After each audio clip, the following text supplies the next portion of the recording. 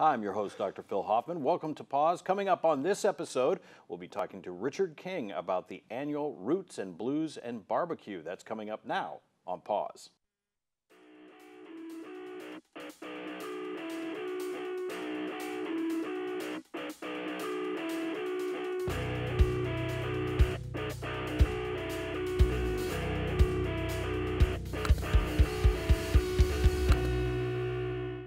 And welcome to Pause. We're here today talking to Richard King, who is the founder and head honcho at the Roots and Blues and Barbecue Festival. Welcome, Richard.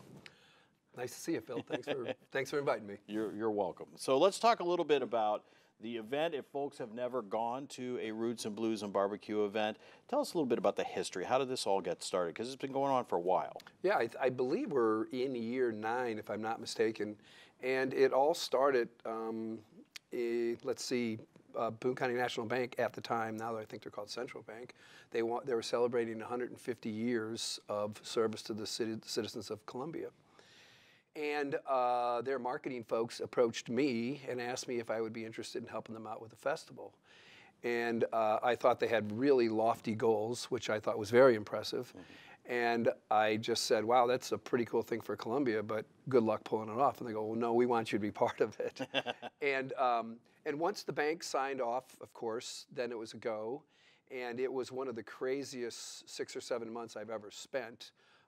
Lots of crazy things happened. But it was the first year and a great year, and it went really well. The crowds were enormous for an event like that. It was free, and it was on the streets of downtown Columbia. So it was a great experience for me. I always had wanted to do something like that, and this was a great opportunity in partnership with the bank and a company called Woodruff and Schweitzer here in Columbia.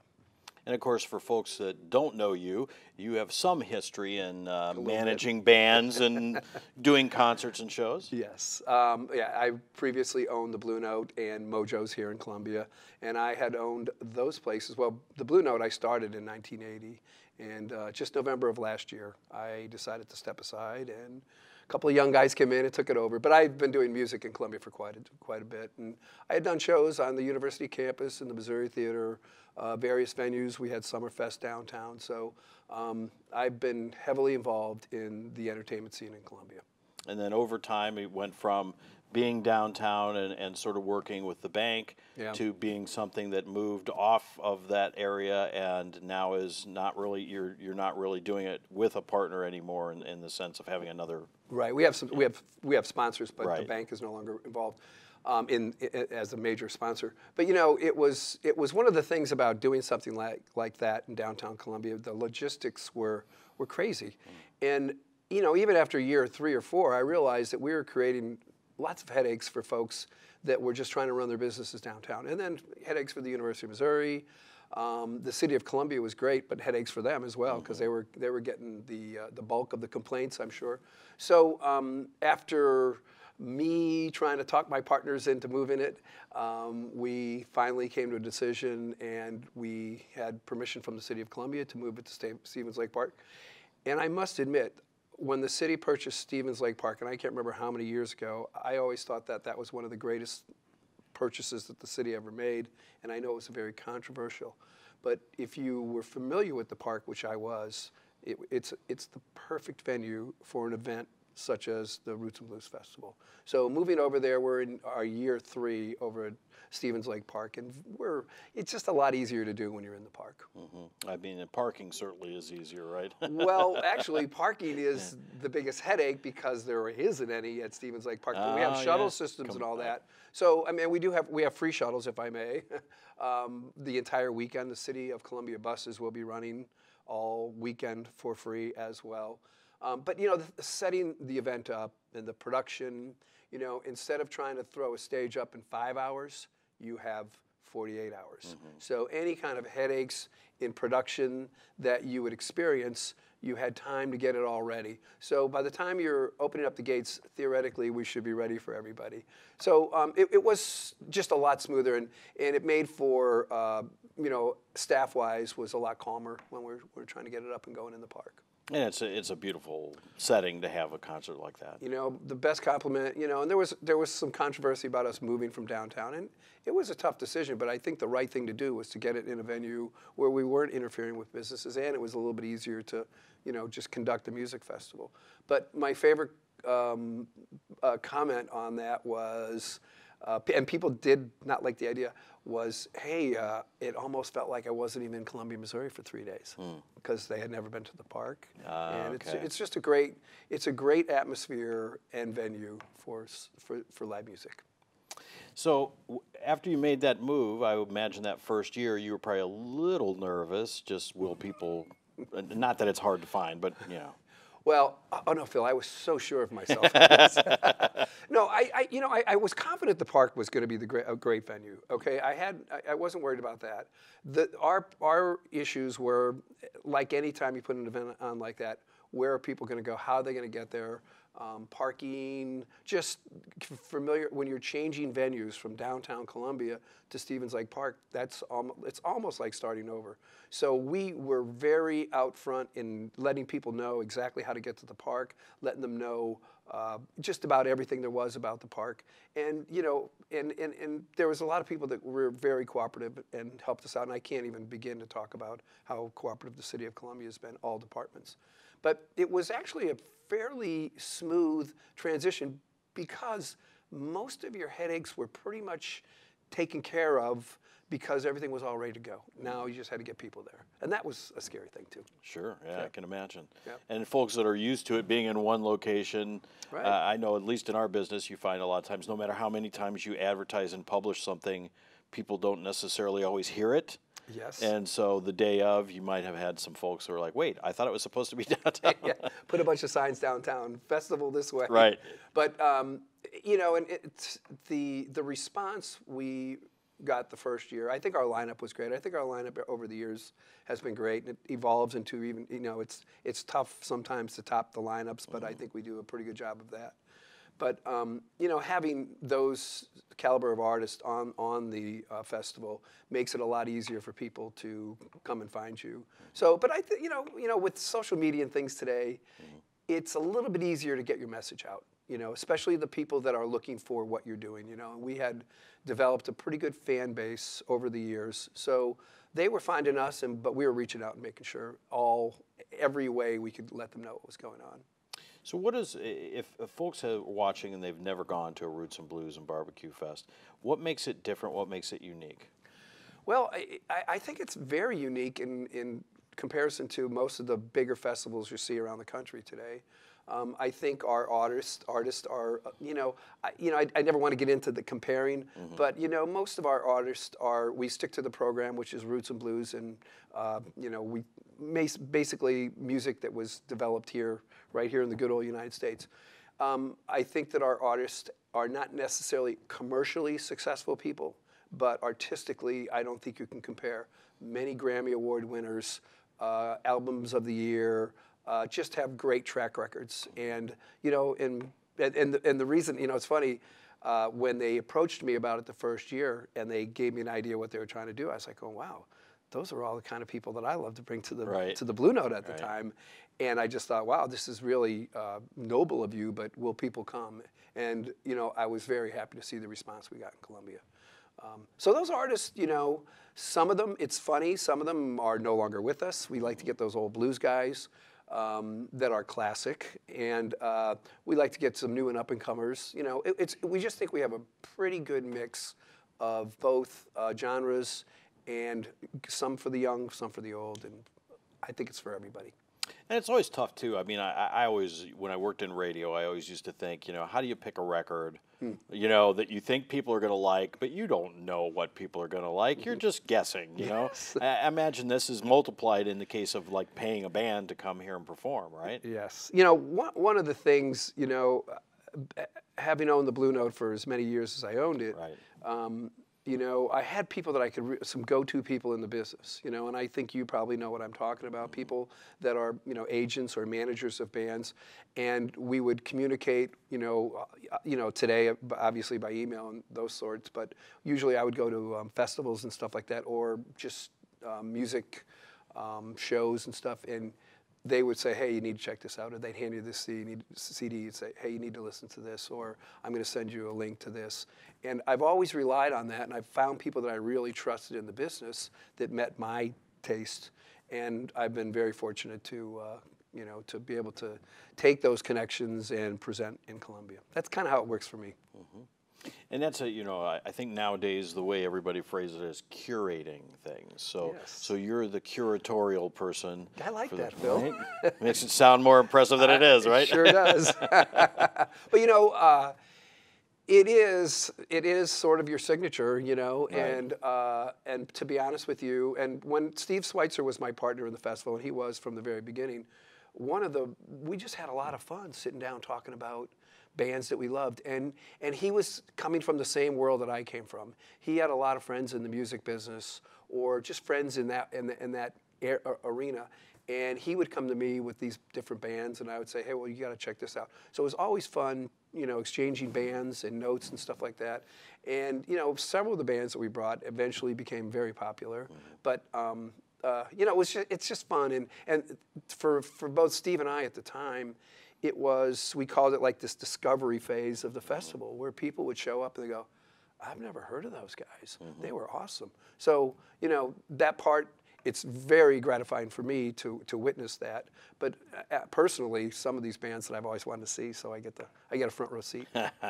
That's a definite benefit.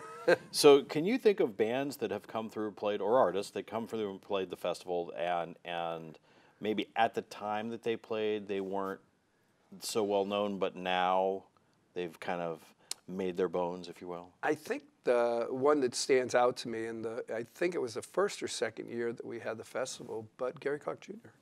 And at that time, and I remember being in Austin for South by Southwest, and it was the buzzword in Austin, and that probably was in the probably early 2000s, I believe. He's a pretty young guy still.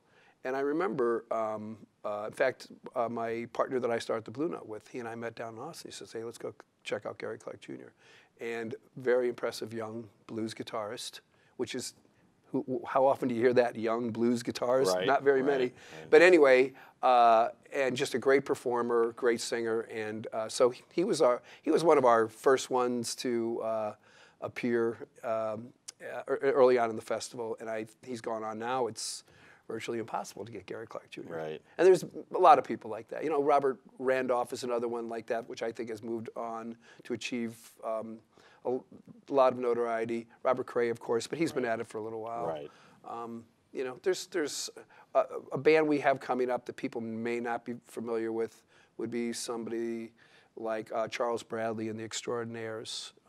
And once again, if you got your funk and your soul ready to go, that's the band you want to see. And there's just all kinds of people like the Punch Brothers, more in the bluegrass vein, would be sort of another up-and-comer in my opinion. Chris Thiel, who is the main guy with the Punch Brothers, I've known him from way back in other different bluegrass bands. So, that's the other thing about being in the business as the club, with the clubs, is you would get to know these artists and you familiarize yourself with them. And then I was always so impressed with some of them, and I go, I need to keep an eye on that guy, see where he's going, And Chris Steele was one of them that I thought, wow, this guy is really, really talented. Great singer, great player, great songwriter, and he's in the Punch Brothers. So you'll see those guys coming up. So let's talk for a little bit about this upcoming year, and the shows are September 26th, right? It's 25, September 25, 26, and 27. Right. Yeah. So let's start with Friday and talk a little bit about Friday. I was looking, when you finally announced the lineup, I'm like, yes, yes, yes. I just went through Friday night, and I'm like, okay, I know I'll be there Friday night. Yeah, Friday night's pretty loaded there, especially if you're a blues person. Right. You're really loaded down there. I think that we have closing stages that night. I think we have on one stage, we have Dr. John, and then on the other stage, we have Buddy Guy. Yeah, making my life difficult, thank you. Yeah, well, we're staggering, so you'll be able to see a little bit of both, hopefully. But also, I know one of your favorites, Tab Benoit, will be opening up the entire festival. I believe Charles Bradley and the Extraordinaires are also on that evening. Yeah, I don't know them. And that's the thing about this festival is, you can walk up and see these guys you've never heard of and just walk away, scratch your head, going, "How come I've never heard of these guys?" And it's happened to me too. I mean, I remember Steve saying, "We need to check this guy out," and for me, the rewards are afterwards when people come up and say, "Wow, I had no idea who that person was." So that Friday night is pretty darn loaded with some heavy hitters. I believe my friends Chump Change are playing on Friday night as well. So it's a good kickoff, I would say. Yeah, absolutely. Yeah. Well, and if folks are watching right now, if you've never heard of Tab Benoit, it's Benoit. But if you've never listened to him, if you like blues, I think you'll probably really like him. A lot of Cajun influences in what he does. There's actually several artists that we are bringing up, like Dr. John. That's his home turf. Irma Thomas, who is on Saturday, and she is. I mean, I can't think of anybody else that has a voice like her that goes back. I think I'd rank her up there with Aretha in that kind of soul world. She's a product of New Orleans, and she's bringing along at least an 8 or 9 piece band as well for that show. So, we're loaded with the New Orleans flavor, which I know is popular in Missouri, and I would like to say it was by design. Right. But like somebody like Irma, I've been talking to her agent for quite a while, and I go, "Wow, this is the perfect time to bring Irma to Columbia." So, many people have not heard of her, but just keep your eyes out for her. Good. Another one is Dwight Yoakam. Yeah, who is awesome. I've never seen him in concert where it wasn't just a great show. Not one time ever. My guess is that Dwight's going to have a lot of fun. He'll be closing out one of the stages on Saturday night. And I think, I believe, if I'm not mistaken, Lucinda is right before Dwight Yoakam. And there's another gal that, I've been following for a long, and there's another example of somebody where being in the business, I remember the first record she put out, and her agent was a good friend of mine, and he's like, "You really need to hear this," and I was like, "Whoa, great record." Yeah. And her career has certainly blossomed, and, actually Lucinda was the first artist that we had play in Stevens Lake Park. She was kind of our guinea pig. I hope she doesn't hear this, but we had always wanted to move to Stevens Lake Park, and we had finally gotten permission from the city, and we said, "Well, we're going to do a little trial show over there." And we had been looking at various artists, but Lucinda was the one that came up on our radar, that worked the best with the date and stuff like that. So she was our first concert in Stevens Lake Park. Wow. She'll be excited to come back to see what's going on. And it was 108 degrees that day. And that was when the sun went down.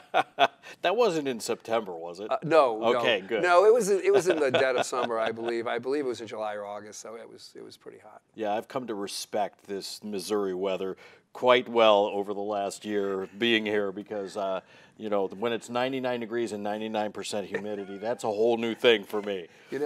I made this comparison. I was in Palm Springs this winter, and it went up to 89 degrees. And, of course, I was playing golf with friends, and not a drop of sweat came off me. Yeah, right. But when you're in Columbia, Missouri, and it's 89 degrees, you can expect probably 75% humidity, and you'll be pouring sweat through the whole thing. Yes, I respect it greatly at this point. Yes. Well, so let's talk a little bit about Sunday, because Sunday is an interesting lineup. It's a little bit different in terms of the tone of the acts and stuff. So I don't want to use the word family, but I mean, it's a little more... Yeah. The thing is that we do want it to be family friendly. That's for sure. I love it when I see people showing up on bicycles with 3 or 4 kids. Yeah. It's a great feeling to see families participate in something, in supporting something like that. But yeah, I think on Sunday we have Brandy Carlisle closing out one stage, and then on the other stage we have Robert Randolph, who is appearing with John Medeski. And that's going to be, I don't know if you're familiar with Robert. I'm not. He plays the pedal steel, and it's awesome. It's funny. He grew up in, it was either Paterson, New Jersey, or one of the inner cities. And his story is interesting because his parents kept him, kind of locked down playing the pedal steel. And they have like this temple of the pedal steel where I had never heard about this, but all along, I'm sure they reach out here, but folks that played the pedal steel, and that was what they did. And Robert was grew up that way, and then finally somebody heard him, some record guy heard him somewhere, and said, "Whoa, where have you been?" Right. And I remember getting a tip from one of my agent friends, and he just, you know, you think the pedal steel, oh, that's kind of a country western. Not this guy. Really? Oh, man. I mean, every show I've ever seen him, he will gather 30, 40 people and put them on stage and dance while he's up there playing. Yeah. So it's an interesting combo because he's got John Badesky, who is kind of known in the jazz world as well. And I've heard their latest record. It's awesome. They call themselves The Word. You know, it's The Word featuring each one of those artists. So that will be a great close to one stage. And then I just saw Brandi Carlile a few weeks ago up at a festival in Iowa, and she just really did an awesome job. Just very crowd friendly, just communicating, which I think is important. And we also have another one is we have some gospel music. Right. Also going on Sunday. We kind of call it the gospel brunch. But Mike Ferris, an individual from Nashville, Tennessee, and I tried getting him, you know, this is another thing where a friend of mine's friend said, "Have you ever heard of this guy?" And we're sitting at his house, and I'm like going, "Oh my God, this guy should be at our festival." And last year I tried to get him, but he was involved in some stuff, so he couldn't do it. So Mike Ferris will be coming up, and he'll be kind of opening up the Sunday brunch stage. So it's a great, I think it's a really great mix this year. And I'm sure I've missed a few. I think I forgot to mention Junior Brown, who is playing on Saturday. Right. Have you ever seen Junior play the Git Steel? I haven't seen him play. It's awesome. Yeah, I'm excited to see him. Yeah, so you know, there's just I think a nice variety of music, and there's a nice dose of heavy hitters in there too. So it'll be a fun weekend. Well, like I said, I was very happy when the first announcement came out. I saw Tab and Robert Cray. I'm like, okay, all right, I'm happy. Just that alone makes me happy. You know, it's funny. Tab and I, we go back a ways, and I love him. You know, when Katrina came through, I mean, he and I sat and talked for hours about that. He was very, very upset about the way it was handled. But you know, then I wanted to have Tab come. I've actually tried to get him the last 2 years, and he's been busy, you know. Yeah. And he would always give me a hard time, like, "Hey, how come I'm not coming back?" You know. So finally, we got it lined out for Tab coming this year, and it's really going to be cool that he's opening up the event. So it'll be neat. Yeah. Now we just have a couple minutes left. I do want to talk a few minutes about the foundation and what you do with education, because I think it's important for folks to know that, you know, part of the cost of the ticket goes to help with Blues in the Schools. Yep. Yes. And you know, the Blues in the Schools program started, it might have happened the first year of the festival, maybe the second. But I was very naive, and I didn't give it any attention. And I remember one of my children was in Grant School, and he goes, "Dad, there's this guy coming to our school, and he's teaching us all about old blues music." You know, and I'm like, "Oh, wow, that's pretty cool." And then I go, "Wait a second, that's T.J. Wheeler." I'm part of that. And you know, when especially the first year, you're running around crazy, so you're not paying attention. You can't pay attention to everything. But that was one thing that I wasn't paying attention to. But they had their sort of recital program on the Saturday of the festival, and at that time it was downtown. And I remember getting down there on my golf cart and sitting there, and I could not believe what this guy had done over a couple weeks with kids. So I bought in right there, and since then we've started the foundation. We've officially become 501c3, I believe, in the last year. And what we do is we fund music education in all the public elementary schools in Columbia. We really tried to reach out to the state, but we thought, let's just take care of Columbia for now. So mostly the public schools, but we do have some of the private schools that are interested in the program. And all the money that we get, we send right to the educators, and we're actually devising a program. Some folks in the school with the Columbia Public Schools are devising a program for us, so we'll be able to present, and I think it'll help us a little bit with funding too when it comes to education, music education. Now we just have a minute or so left. I think an important thing we need to do, Richard, is tell folks if you want to find out more or buy tickets, how do they do that? Yeah, I would say the best way to do that is to go to the website, and it's a mouthful. It's Roots, letter N, blues, letter N, BBQ.com. But when you get there, you will see the lineup. You'll see where you can buy tickets. We have special whole hog passes, which are, it's a pretty good deal, actually, the whole hog passes. You get, fed, I believe, for the weekend. You get some nice stage side seats, and but all that is available on the website. I would like to let people know that if you have children 12 or under, they get in for free. The Blues in the Schools program will be held Saturday morning in the amphitheater at Stevens Lake Park. That also will be free for everybody. Tickets are on sale. I think they're very reasonably priced when you do comparisons to. You can click on the website and get tickets there, or you can. I think you can. Well, I can't think of the record store downtown. But I'd say online is the best way to buy tickets. And then, once again, it's Roots N Blues N BBQ.com. Yeah. Great. And the dates are September 25, 26, and 27. And one of the things about one of the beauty, we love Stevens Lake Park. Park downtown, hop in a shuttle bus, and we'll deliver you right to the front door. Well, Richard, thank you for joining us today. We really appreciate it. Looking forward to seeing the great acts at this year's Roots and Blues and Barbecue. Thank you so much for joining us here on Pause. I'm Dr. Phil Hoffman. We'll see you next time.